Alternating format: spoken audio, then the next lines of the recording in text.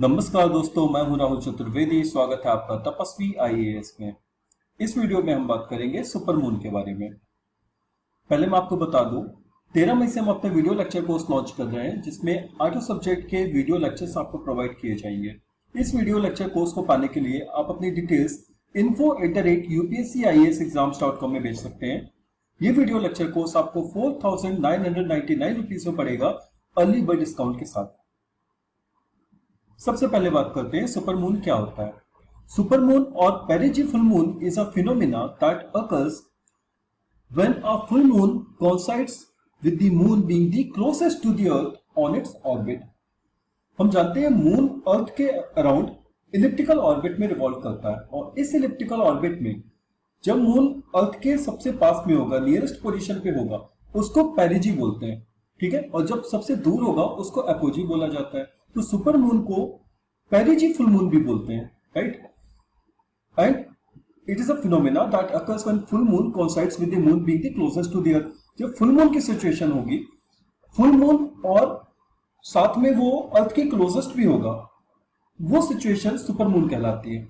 और इस सिचुएशन में द नेचुरल सैटेलाइट अपीयर्स रफली 30% लार्जर इन एरिया, यानी मून 30% बड़ा दिखता है और 30% ब्राइटर दिखता है comparative to the smallest full moon, right. In terms of diameter, the width of the moon is about 14% wider than the smallest full moon। इसका smallest full moon के comparison में 40% उसका साइज भी बढ़ जाता है, उसके डायमीटर का। और इसका टेक्निकल नेम पेरिजी सिजगी बोलते हैं, ठीक है। There are 4 to 6 supermoons per year on an average। इसका मतलब सुपरमून एक रेयर फिनोमिना नहीं है, ये बहुत ही कॉमन फिनोमिना है। एक जनरली एक साल में 4 से 6 सुपरमून हो रहे हैं, दैट मींस ये बहुत कॉमन फिनोमिना है। All full moons combine with the sun to create larger than usual tides, but closer than average full moons elevate the tides even more। Spring tides accompany the supermoon। Tides के respect में देखिए, अगर बात करें तो full moon के case में tides जो जनरेट होती है वो नॉर्मल से ज्यादा बड़ी होती है, बट सुपर मून के केस में टाइड्स फुल मून के साथ अब पेरिजी सिचुएशन भी होगी, इसलिए उससे भी ज्यादा बड़ी होगी, ठीक है। यानी कि टाइड्स इसमें हाईएस्ट टाइड होगी सुपर मून में। If we talk about the closest pass, so the moon's orbit around earth is slightly elliptical. मैंने आपको बताया इलिप्टिकल ऑर्बिट में रिवॉल्व करता है, so sometimes it is closer and sometimes further away from the planet. And the average distance between Earth and the Moon is 3,84,500 kilometre. ये average distance है, लेकिन जो एक्चुअल डिस्टेंस है वो वेरी करती है 3,63,396 किलोमीटर से 4,05,504 किलोमीटर के बीच में। And to be called a supermoon, the moon has to be both at its closest distance from the Earth as well as full। मैंने आपको ऑलरेडी बता चुका हूं कि सुपर मून का क्या होगा। सुपर मून के केस में फुल मून भी होना चाहिए और साथ में पेरिजी सिचुएशन, यानी कि अर्थ के क्लोजेस्ट पोजीशन होगी मून की, उस सिचुएशन को क्या बोलेंगे? सुपर मून बोलेंगे। इस डायग्राम में देखिए, ये पेरिजी सिचुएशन है, ठीक है, यानी कि मून अर्थ के क्लोजेस्ट है, अपोजी सबसे दूर वाली सिचुएशन होती है। इस सिचुएशन में जब फुल मून बनता है उसको हम सुपर मून बोलते हैं। So when the moon is at perigee, its shortest distance from the earth, it is around 2,26,000 miles away and appears 14% larger. 14% बड़ा दिख रहा है, and 30% brighter than when it is at the apogee, its furthermost point. Now talk about what causes a supermoon. Supermoon के क्या कारण क्या है, किस वजह से सुपरमून होती है? तो देखिए, the moon's orbit around earth is ellipse, a kind of squared circle and not a circle, ठीक है। अगर सर्किल होता तो क्या एपोजी और पेरिजी सिचुएशन नहीं होती, पूरे ही ऑर्बिट में मून और अर्थ के बीच की डिस्टेंस कांस्टेंट होती, लेकिन ये क्या है? इलिप्स है, और इलिप्स होने की वजह से पेरिजी और एपोजी सिचुएशन आ रही है, यानी कि क्लोजेस्ट और फारदेस्ट सिचुएशन।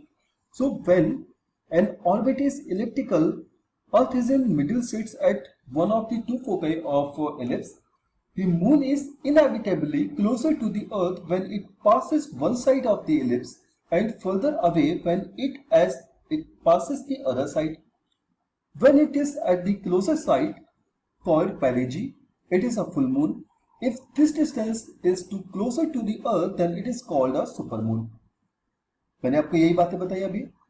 क्लोजेस्ट है पेरिजी बोला जाएगा, and if this distance is closer उसको सुपरमून बोलेंगे.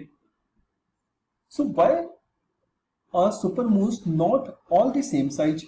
सुपरमून सारे सेम साइज के क्यों नहीं होते? सुपरमून का साइज वेरी क्यों कर रहा है?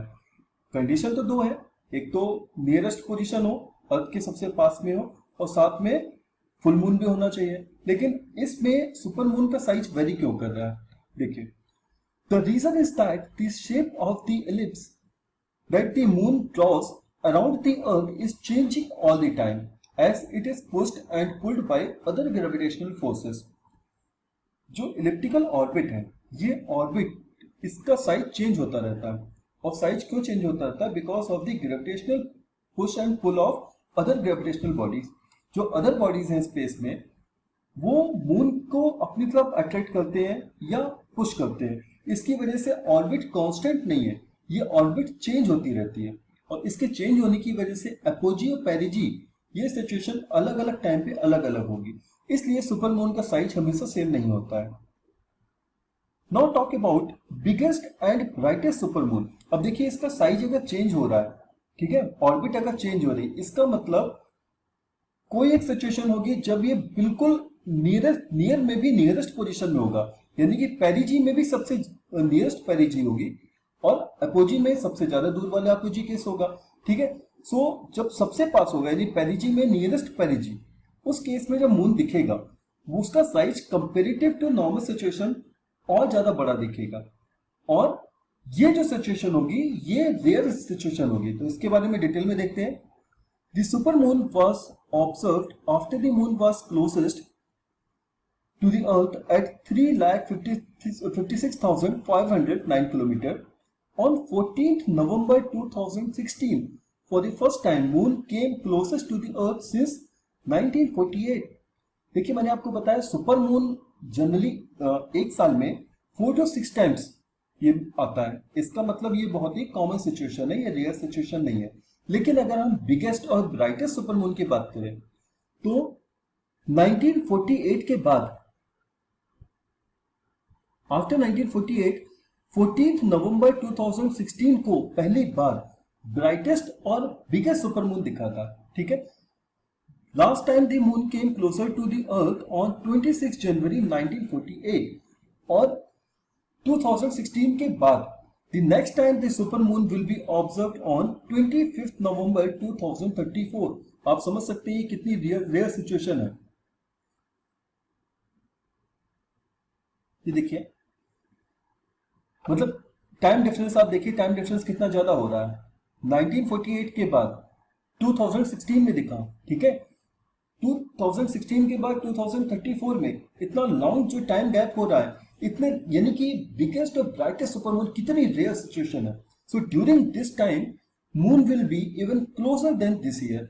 जो नेक्स्ट टाइम होगा 25 नवंबर 2034 को जो अब सुपरमून पड़ेगा, वो 2016 में जो हुआ था उससे भी ज्यादा बड़ा दिखेगा. Right, now talk about super blue blood moon. अब देखिए, सुपरमून हमको पता है सुपरमून क्या होता है. ठीक है, ब्लड मून और ब्लू मून क्या होता है इसके बारे में भी देखते हैं. तो अब देखिए, it is a rare lunar phenomena जो भी रिसेंटली 31 जनवरी 2018 को हुआ था. 31 जनवरी 2018 को ये हुआ था और रेयर सिचुएशन है. It is observed from Asia, India में भी देखा गया था, नॉर्थ अमेरिका और ऑस्ट्रेलिया में भी. तो सबसे पहले जानते हैं सुपर ब्लू मून क्या होता है. तो super blue blood moon will combine the blood moon, supermoon and total eclipse, all three being rare events. अब देखिए, ब्लू मून, सुपरमून और टोटल इक्लिप्स, ये तीनों ही जब एक साथ कंबाइन होते हैं उसको क्या बोलेंगे? Super blue blood moon. और रिसेंटली जो हुआ था 31 जनवरी 2018 को, ये सुपर ब्लू ब्लड मून था.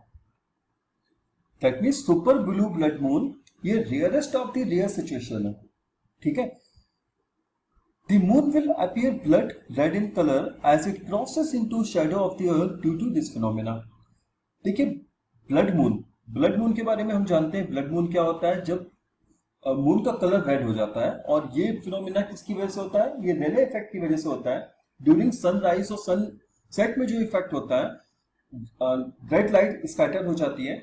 ये आप एयर में, अर्थ का एटमॉस्फेयर में जो डस्ट पार्टिकल्स हैं वो सन रेज को स्कैटर करते हैं, ठीक है। और उस स्कैटरिंग इफेक्ट की वजह से मून का कलर रेड कलर दिखाई देता है, ठीक है। और ये अब टोटल इक्लिप्स के टाइम पर होता है। तो इस केस में ब्लू मून, सुपर मून और टोटल इक्लिप्स जब तीनों कंबाइन होंगे तब इसको सुपर ब्लू ब्लड मून बोला जाएगा। सबसे पहले जानेंगे ब्लू मून क्या है। तो blue moon is a term used when the full moon appears twice in less than 28 days as it takes the moon 28 days to revolve the earth. Moon को अर्थ की रिवॉल्यूशन में जनरली 28 डेज लगते हैं, यानी कि जो कंप्लीट साइकिल में 28 days में जो फुल मून आएगा वो 2 बार आएगा, ठीक है। और अगर 2 बार से ज्यादा हो रहा है तो उस केस को क्या बोला जाएगा, उसको स्पेशल टर्म दिया गया blue moon. So blue moon भी रेयर फिनोमिना है। So a blue moon appears on average just under every 3 years, 3 साल में एक बार होता है ये।